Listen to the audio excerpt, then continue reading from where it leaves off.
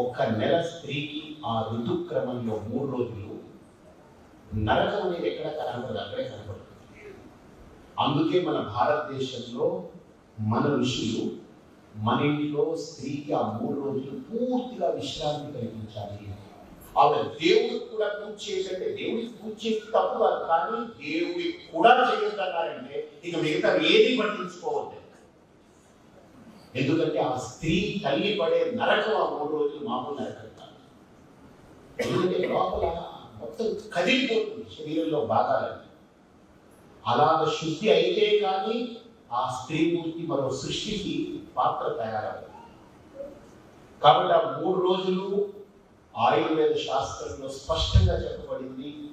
ఏ స్త్రీ అయితే 3 రోజులు ఆ మహిళ 3 రోజులు ముట్టు పాటిస్తారో ఆ స్త్రీ మానసిక స్థితి చాలా గొప్పపడుతుంది. ఆ ఇంట్లో ఏదో కారణాల వల్ల ఈరోజు అంత సిటీల్లో నగరాల్లో ఆ 3 రోజులు వస్తే పాపం ఆడవాళ్ళకి ఆ విశ్రాంతి కూడా, ఆఫీస్కి వెళ్ళిపోవాలి, ఇంట్లో పని చేయాలి, వీడియో చేసుకోవాలి, అన్నీ చేయాలి. వాళ్ళు అంటారు 30 రోజులు చేసిన ఒత్తిడి కంటే ఆ 3 రోజులు పడే శ్రమ 300 రోజుల ఒత్తిడిని స్త్రీ యొక్క మైండ్ మీద పెడతారు. ఒక్క స్త్రీ మూర్తికి ఇంట్లో 3 రోజులు మీరు విశ్రాంతి కలిగిస్తే 30 రోజులు సుఖంగా స్వర్గం చూపిస్తున్నారు. ఆవిడ 3 రోజులు నరకం చూస్తుంది, కానీ 30 రోజులు ఇంటిళ్ళ పాటు స్వర్గం చూపిస్తుంది. అమ్మగలిగింది. ఆవిడ లేదా ఏం జరుగుతుంది?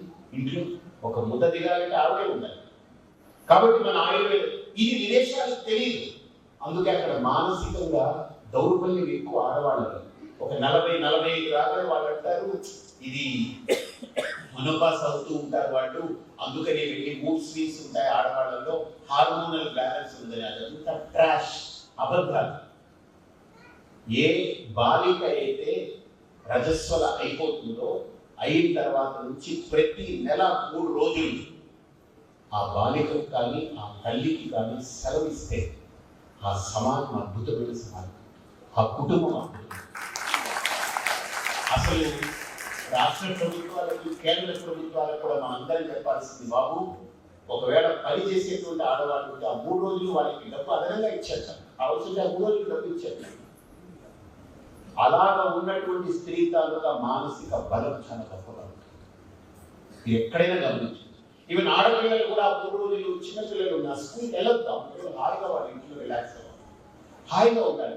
ఎందుకంటే వాళ్ళకి ఏ రకమైన ఒత్తిడి పడకూడదు.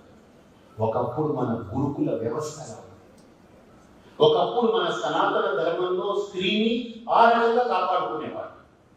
ఈరోజు ఉండే ఆ రక్షణ లేదు.